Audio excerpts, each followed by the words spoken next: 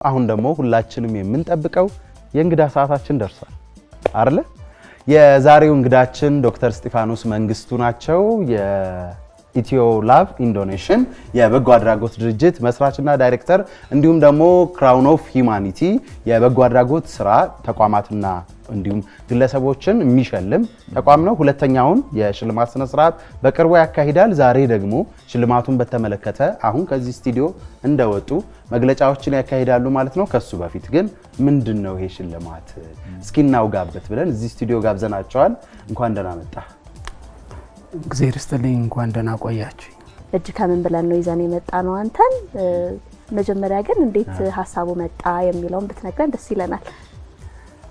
እሺ አመሰግናለሁ። የክራውን ኦፍ ሂዩማኒቲ አዋርድስ በኢትዮ ላቭ ኢንዶኔሽን ፋሚሊ ኦርጋናይዜሽን ውስጥ ያለ አንድ ፕሮግራም ነው፣ አዋርድ ነው። ይህ አዋርድ በጎ አድራጊዎች በተለይ ደግሞ አገር በቀልና ዓለም አቀፍ ተቋማት በኢትዮጵያ ውስጥ የሚሰሩት ስራ ህዝቡ እንዲያውቀው በተለይ ደግሞ አዲሱ ትውልድ እየተሰራ ያለውን ስራ እንዲያውቀው ለማድረግ ታስቦ ለሰሩልን ስራ እናመሰግናለን በርቱ ለማለት የምንሰጠው እውቅና ነው። እሱም ፕሮግራም ነው እንግዲህ እየተዘጋጀንበት ያለ። አላማው እንግዲህ ፕሮግራሙ እንዳልኩሽ ትልልቅ ስራዎች ሰርቱ ላለፉት 100 አመታት በሚጠጋ ደረጃ አንዳንዶቹ 100 አመት የሰሩ አሉ ኢትዮጵያ ላይ 90 አመት ከዛም በላይ እና እነዚህ ድርጅቶች ግን በኢትዮጵያ ላይ ካበረከቱት አስተዋጽኦ ጎን ለጎን እውቅና ግን የላቸው፣ ሰዎች አያውቋቸው። ስለዚህ እነዚህ ድርጅቶችን ከህዝቡ ጋር በማስተዋወቅ ለማመስገንና ደግሞ ተተኪው ጀነሬሽን እነሱን አይቶ በጎ አድራጎት ላይ ያለውን እሳቤ እንዲቀይርና በዛ ላይ ለውጥ እንድናመጣ ታስቦ የተዘጋጀ ፕሮግራም ነው። እንግዲህ ለሰሩልን ስራ የምስጋና ስጦታ ነው የምናበረክተው። በጎ አድራጊዎች ግን ሁሉም አሸናፊዎች ናቸው ለኛ። እንግዲህ በጎ አድራጎት ሲባል ብዙ ነገር ልክ እንደ አርት እንደ ሙዚቃው እንደ ሌሎች ሽልማቶች አይደለም። ብዙ የሚያስቸግር ነገር አለው። ምናልባት ለእናንተም ለውሳኔ የሚከብድ ይመስለኛል። እንዴት ነው አንዱን ድርጅት የተሻለ ነው ከሌሎች ተብሎ የሚመረጠው? ከተመራጩ ድርጅቶች ወይም ደግሞ ከቀሪዎቹስ የሚነሳ ጥያቄ አለ? እንዴት ነው እነዛን ነገሮች አስታማችሁ እንትን ብላችሁ ለሽልማት መጣጣው? እንግዲህ ይሄ ውድድር በትንሹ ከ5000 በላይ የሆኑ ተቋማትን በ12 ዘርፍ ብቻ ለይቶ የማውጣት ከባድ ስራ ነው። ከ5000 በላይ የሆኑ ድርጅቶችን በ12 ዘርፍ መከፋፈል በራሱ አንደኛ ረጅም ጊዜ ይወስዳል፣ ሁለተኛ መስፈሩ ክራይቴሪያሎቹ ራሳቸው ምን መሆን አለባቸው የሚል ነገር መታሰብ መቻል አለበት። እንዳልኩ በጎ አድራጊ ሁሉም አሸናፊ ነው። ልብ ነው የሚታየው ለኮሚኒቲው፣ ለህዝቡ፣ ለትውልዱ ምን እያበረከተ ነው ያለው የሚለው ነው እንጂ ሁሉም እንደ አቅሙ የሚያበረክተው ነገር ሁሉ አሸናፊ ያደርገዋል፣ የአሸናፊነት ዘውድ እንዲጭን ያደርገዋል። ግን ደግሞ ረጅም አመታት ያገለገሉ ሰስቴኔቢሊቲያቸው ምን ያህል ህዝብን ጠቅመዋል፣ ምን ያህል ትውልድን አገልግለዋል የሚለው እንደ መመዘኛ አስቀምጠን አንደኛ፣ ሁለተኛ፣ ሶስተኛ ብለን ሪኮግኒሽን ብንሰጥም ሁሉም ግን ለኛ እንዳልኩ አሸናፊዎች ናቸው። መመዘኛው ቆይታቸው፣ አገልግሎታቸው፣ እንደገና ደግሞ ፋይናንሻል አጠቃቀም ብዙ ጊዜ ከበጎ አድራጎት ድርጅቶች ጋር የሚነሳ ያ ነው። በጎ አድራጎት ስራ ይሰራሉ፣ ከዛ ሪፖርት ነው። ከሪፖርት ባለፈ ግን ህዝቡ የሰራውትን ስራ አውቀው እውቅና እንዲሰጣቸውና እንዲያመሰግናቸው ለማድረግ የምንሰራው ስራ በዚህ በመመዘኛው ላይ በጣም ትኩረት መደረግ መቻል አለበት፣ ቅሬታም እንዳያመጣ። ስለዚህ በአካል ተገኝቶ የቬሪፊኬሽን ስራዎች የመስራት የተለያዩ ስራዎች ተሰርተዋል እዚህ ላይና እንግዲህ የዳኞች ስራ ሆኖ ሳለ ዋናው ሀሳብ ግን ይሄ ነው። በዘመናችን በዚህ ጊዜ በትውልዳችን በርካታ የበጎ አድራጎት ስራዎችን የሚሰሩ ተቋማት አሉ፣ የሀገር በቀልም ከውጭም ያሉ። በተለይም ደግሞ በግል የሚሰሩ ሶሻል ሚዲያው ካመጣቸው ሌሎች ጸጋዎች በረከቶች አንዱ የበጎ አድራጎት ስራዎች ናቸው። ፋሽን ሆኗል እኮ አይደል? ሶሻል ሚዲያ ላይ እንደዚህ መልካም ነገር ፋሽን ሲሆን ደስ ይላል። ምን ይሰማሃል በሱ ዙሪያ? ሰብአዊነት የሚጀምረው ከልብ ነው። የኛ አዋርድ ሙሉ ለሙሉ ፎከስ ያደረገው ድርጅቶች ላይ ነው። ግን ግለሰቦች ላይ ስንመጣ ይሄ ሶሻል ሚዲያ ሂዩማኒቴሪያን የሚል ዘርፍ አለው። አሁን ሶሻል ሚዲያውን ለበጎ አላማ የሚጠቀሙ ወጣቶችን ለትውልዱ፣ ምክንያቱም አሁን የወጣቱ ትኩረት ሙሉ ለሙሉ ማህበራዊ ሚዲያዎች ላይ ስለሆነ እዛ ላይ ያለው ህብረተሰብ ተተኪውም ትውልድ በጎ ማድረግ መልካም ነገር እንደሆነ እየተማረ እንዲያድግ ስለምንፈልግ ከሌሎች አዋርዶች ለየት አድርገን በጎ የሰሩ ሰዎችን 12ኛ ካታጎሪ ፈጥረን እነሱን በልዩነት አዋርድ እናደርጋቸዋለን። ግን ሶሻል ሚዲያ ላይ ያለው ምንድነው የተለያየ አይነት ስም የሚሰጠው ነገር አለ። ለቪዲዮ እይታ ብቻ ለሶሻል ሚዲያ ብቻ የሆነ ኮንተንት ይሰራና ከጀርባ ግን ብዙ ሚስ የሚደረጉ ነገሮች አሉ። በእኛ ስራ ላይ ግን እንደዚህ አይነት እጸጾች እንዳይፈጠሩ ዲቴል ከእጩ ከሆኑ ሰዎች ጋር ዲቴል በመሄድ የተሰሩ ስራ ተጠቃሚ ቤኔፊሻሪዎቹ ጋር ድረስ በመሄድ ምን ያህል ለውጥ እንዳመጡ አይተን እነሱን በዚህ ዘርፍ እውቅና ስንሰጥ ሌሎች ደግሞ ኮንተንት ክሬት የሚያደርጉ በተለይ በመልካም ነገር ለህዝቡ መልካም ነገር እንዲያበረክቱ ለማድረግ እነሱን አዋርድ ስናደርግ ከስር ሌላ ትውልድ እንፈጥራለን ብለን ስለምናስብም ጭምር። ስለዚህ ይሄኛው ለየት ያለ ዘርፍ ነው ከሌሎቹ ማለት ነው። እስቲ ባሁኑ እነማን እጩዎች ናቸው? የምናውቃቸው ናቸው ወይስ አዳዲስ መጥተዋል የሚለውን ለመስማት ቸኩያለሁ። መልካም። አሁን እነዚህ የፋይናል እጩዎችን መዘርዘር ለዳኞች ኮሚቴ ተጽዕኖ መፍጠርም ሊሆን ስለሚችል ግን ክሉ መስጠት እችላለሁ። ሎካል አገር በቀል ድርጅቶችና ኢንተርናሽናል ተቋማቶችን አንድ ላይ አድርገን በየዘርፉ እንዳልኩ በ11 ከሶሻል ሚዲያ ሁማኒቴሪያን ውጭ 11 የድርጅቶች ዘርፍ አለ። በሱ ላይ የተካተቱ ነው ሎካሎቹንም ኢንተርናሽናሎቹንም። ስለዚህ እነዚህ በጎ አድራጎት ድርጅቶች መመዘኛውን አልፎ የመጨረሻ ምዕራፍ ላይ ከደረሱ በኋላ ለህዝቡ እናስተዋውቃቸዋለን። ግን እነዚህ ከ20 ከ30 ከ40 ዓመታት በላይ ትልልቅ ስራዎች ሰርተው ኢቭን ህብረተሰቡ ራሱ የሚጠቀምበትን ግን ማን ቢውልድ እንዳደረገው ራሱ የማያውቁ ሰዎች አሉ። እኛ ባጠና ነው ጥናት። ስለዚህ እነዚህን ድርጅቶች ሰው በስም ባያውቃቸውም የሚያደርገውን መልካም ወደፊትም ደግሞ የሚያደርጉትን በጎ ገጽታ ለማስተዋወቅ ስለሆነ ዋና ፐርፐዛችን ድርጅቶቹን በተለያዩ በትምህርት፣ በጤና፣ በአካል ጉዳተኞች፣ መሰረተ ልማቶች በተለያዩ 11 እንዳልኩሽ የተለያዩ ዘርፎች ላይ ፎከስ አድርገን አዋርድ እንሰጣቸዋለን። እከሌ ድርጅት ብሎ መጥቀሱ አሁን ከዚህ በኋላ ይፋ በሚደረገውና በዋናው ፕሮግራም ላይ ትንሽ ተጽዕኖ ሊፈጥር ስለሚችል ለዳኞች ትተናል ማለት ነው። የመጀመሪያውን ለመስራት ስታስብ ግን በሪሰርች እንደተነሳ አውቃለሁ። መጀመሪያ እዛ ኢሹ ላይ ሪሰርችን ለመስራት ምን አነሳሳ? ከዛ በኋላ ደግሞ ምን አይነት ስሜት ተሰምቶ ወደ አዋርድ ለመቀየር አሰብክ? ኦኬ መልካም። ይሄንን ስራ ስንሰራ መጀመሪያ መነሻዬ መጽሐፍ ዝግጅት ነበር።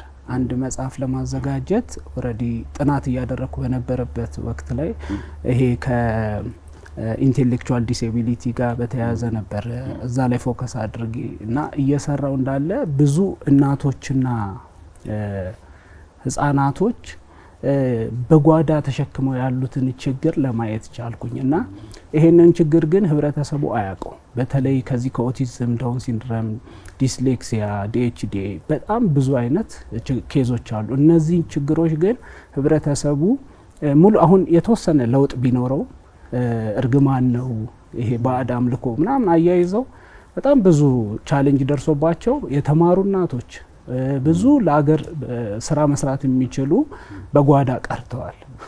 እሱን ጥናት እያደረግን ባለንበት ሁኔታ ኦሬዲ ከመጽሐፍ ባሻገር ደግሞ እነዚህ እናቶች ለልጆቻቸው ራሳቸው ነርሶች፣ ራሳቸው ሐኪሞች መሆን አለባቸው። ይህን ደግሞ ለማግኘት የግድ ግንዛቤ ማግኘት አለባቸው የሚል ሀሳብ ኖረና ኢትዮላቭ እንዲወለድ መሰረት ተጣለ ማለት ነው። ኢትዮላቭ ኢን ዶኔሽን ፋሚሊ ራሱ ዶኔሽን የሚለው ሁለት ትርጉም አለው። ዶኔሽን ያው ሰፖርት ማድረግ መርዳት ማገዝ ነው። ዶኔሽንም ብለን ደግሞ እናነበዋለን። ዶኔሽን ያው ትውልድን መስራት ነው። ስለዚህ ይሄንን ትውልድ ለመገንባት የሚያስችል የሰውን ታሪክ ደግሞ እነዚህ የተቸገሩ እናቶችንም ገጽታ ለመቀየር ለመስራት የታሰበ ድርጅት ነው። እሱ ስራ ሰርተን ነው ዶኔሽኑን ያቋቋም ነው። ከዛ በኋላ ነው እንግዲህ ወደ ክራውን ኦፍ ሂውማኒቲ አዋርድ የመጣ ነው። ቅድም እንዳነሳሁት ያሉት ድርጅቶች ጋር በዚሁ ሪሰርች ላይ ያለን ብዙዎቹ አይታወቁም። ኢቭን ባሉበት አድራሻ ሄደን ራሱ እዛው ያሉበት ኤሪያ ላይ ብንጠይቅ እንደዚህ የሚባል ድርጅት አናቅም ነው የሚሉት።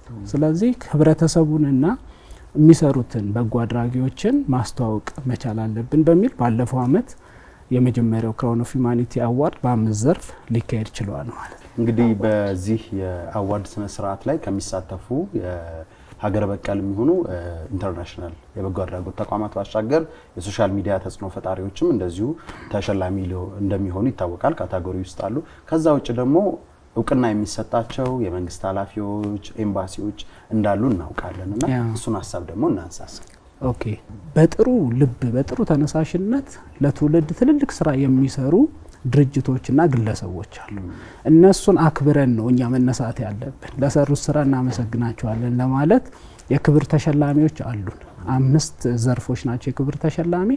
እንግዲህ ህብረተሰቡ የሚያውቃቸው ስራቸው በይፋ የሚታወቅ የሚታይ ስለሆነ እነሱ የዳኞች ኮሚቴው እንደገና ቦርዱ ከቀረቡት እጩዎች መካከል ለይቶ በ5 ዘርፍ ታላላቅ ሰዎችን ለይተን ዘንድሮ እንግዲህ እናከብራቸዋለን ማለት ነው። የእውቅና ስነ ስርዓቱ ያው ከባለፈው የተሻለ ነው ብዬ ገምታለሁ። በእጩዎች በዛ በርከት ብሏል ባሁኑ እና ለወደፊት ደግሞ ምን እያሰባችሁ ነው? በአፍሪካ በኢስት አፍሪካ ላይም እንቅስቃሴ እንደጀመራችሁ እየሰማን ነበርና ነገን ምን እንጠብቃችሁ? ኢትዮጵያ እንደምታውቋት በአፍሪካ ስመጥር የሆነች የአፍሪካ ህብረት መቀመጫ ትልልቅ ስራዎችን የምትሰራ አገር እንደመሆኗ መጠን እንደገና ቀደምት ስልጣኔ ያለባት ሀገር እንደመሆኗ መጠን ይሄ በጎነት ሰብአዊነትንም ለዓለም ማስተዋወቅ አለብን ብለን እናምናለን። ስለዚህ በዚህ በናሽናል ደረጃ ብቻ የተገደበ እንዳይሆን ፕሮግራሙን ኔክስት ይር ወደ ኢስት አፍሪካ ከዛ ወደ አፍሪካ ከዛ ዓለም አቀፍ ፕሮግራም የማድረግ እቅድ ነው ያለው። ስለዚህ የሚቀጥለው አመት ካሁኑ ዝግጅቱ ተጀምሯል። ኢስት አፍሪካ ክራውን ኦፍ ሂውማኒቲ አዋርድስ በሚል 2027 ላይ ከምስራቅ አፍሪካ ያሉ በጎ ስራ የሚሰሩ ድርጅቶችና ግለሰቦች ተካተውበት ትልቅ ኢቨንት ፓናል ዲስከሽኖች ያሉበት ሲቲ ቱሮች ያሉበት እቺ በጣም እያደገች እየዘመነች የመጣችው ከተማችን ሀገራችንን ለሌሎችም ለማስተዋወቅ ጭምር እየሰራንበት ነው ያለነው። ሶ ክራውን ኦፍ ሂውማኒቲ እያደገ መነሻው ኢትዮጵያ መድረሻው ግን ያው ዓለም አቀፍ እንዲሆን ነው እየተሰራ። ደግነት ከልብ ሲሆን ዋጋ አለው፣ ትልቅ ዋጋ ለሌሎች የሚተርፍም ስለሆነ እንደ አንድ የበጎ አድራጎት ድርጅቶች ሸላሚ ድርጅት ዳይሬክተር ስለ በጎ አድራጎት እንዲህ አይነት ልብ ስላላቸው ተቋማት እንዲህ አይነት ልብ ስላላቸው ግለሰቦች ምን ትለናል? አዎ እንግዲህ አንዳንድ ድርጅቶች እንዳልኩት በጣም ረጅም አመታት እኛ እንግዲህ ሳንታሰብ ሳንፈጠር በፊት የነበሩ አሁንም በጣም እየሰሩ ያሉ ትልልቅ ድርጅቶች አሉ። መሪዎቻቸው ተለዋውጠው ሊሆን ይችላል፣ ግን ሌጋሲያቸው፣ ሀሳባቸው፣ እቅዳቸው፣ ራዕያቸው ይቀጥላል። ኔክስት የሚመጣው ትውልድ ነው ይሄን ተቀብሎ የሚያዝ። ስለዚህ በጎ አድራጎት ማለት ከራስ ከመኖር ያለፈ ለሰዎች ማሰብንና የሰዎች እስትንፋስ ሲቀጥል ማየትን የመሰለ ሳቲስፋክሽን የለም። ስለዚህ ትውልዱ ደግሞ በአቋራጭ ሶሻል ሚዲያም ሆነ ሌሎች ነገር ላይ አሁን ዘመኑ የማህበራዊ ሚዲያ ስለሆነ በዛ ተስቦ የሆነ ራሱን የሚለውጥበትን ነገር ማግኛ ብቻ መንገድ ሳይሆን ከዛ ጎን ለጎን ደግሞ ሌሎቹን ማገዝ የሚችልበት እሳቤ እንዲኖረው አድርጎ መቅረጽ ተገቢ ነው ብለን እናምናለን። እና መልካምነት ከልብ የሚመነጭ ነው ወይ አስተምረኸው ምናምን የሆነ መንገድ ቀደህለት አይደለም። ኢትዮጵያዊነት ደግሞ ባህላችን ነው በጎ ማድረግ። ከድሮም ጀምሮ በመንገድ ላይ የመሸባቸውን አስገብተን እግር አጥበንና እንግዲህ ሁሉም የሚታወቅ ነገር ስለሆነ በጎነት ባህላችን ነው። ይሄ ባህላችን እየመጣ ከጊዜው ግሎባላይዜሽን ሼፑን እንዳይቀይረው ወደ ሌላ ነገር እንዳይሆን መልካም ያደረጉትን ሰዎች እያበረታታን አዋርድ እያደረግን ከሌሎች ጋር እያስተዋወቅን ቅርጹን ጠብቆ ይሄ ኢትዮጵያዊ ባህላችን የሆነውን ነገር ለዓለም ማስተዋወቅ ነው። ግን አንዳንድ ሰዎች አሁን በጎ ሲያደርጉ እንታዘባለን አይደለ? ሰው እንዳያቸው የማይፈልጉ አሉ። ግን ስራችሁ በጣም ትልቅ የሆነ ረጅም አመት የሰሩ እንደነዚህ አይነት ሰዎችንስ ፋይንድ አውት አድርጋችሁ መረጣችሁ የማድረግ ወይም ደግሞ እምቢ ያሏችሁ ሰዎች አሉ? እንደዚህ አይነት ገጠመኞች አሉ በበጎ አድራጎት ስራዎቻችሁ ላይ? ድርጅቶቹ አሉ፣ ትልልቅ ስም አላቸው፣ ትልልቅ በጀት አላቸው፣ በኢትዮጵያ ውስጥ ትልልቅ ስራ እየሰሩ ነው። ግን ፊዚካሊ ኮንታክት ለማድረግ በጣም ትቸገራለህ። እነሱ ይሄንን አዋርድ ለሰራችሁ ስራ ሪኮግኒሽን ልንሰጥ ነው ልንጎበኛችሁ ነው ብለህ ስትሄድ እነሱን በቀላሉ ማግኘት ከባድ ነው። ኢሜል ስትልክ ኢሜላቸውን ምላሽ አታገኝም። ሶ አሁን እኛ ዝግጅታችን ወደ 10 ወር ነው የፈጀው የዘንድሮን አዋርድ ለማድረግ 10 ወር ሙሉ እነዚህ ድርጅቶችን ማግኘት ኮንታክት መሸለም የሚገባቸው ሆነው ግን እነሱን ማግኘት ባለመቻላችን ከዚህ የውድድር ያልተካተቱ አሉ። ግን ለእነሱ ያው የላክንላቸው ኢሜሎች ምስክር ናቸው።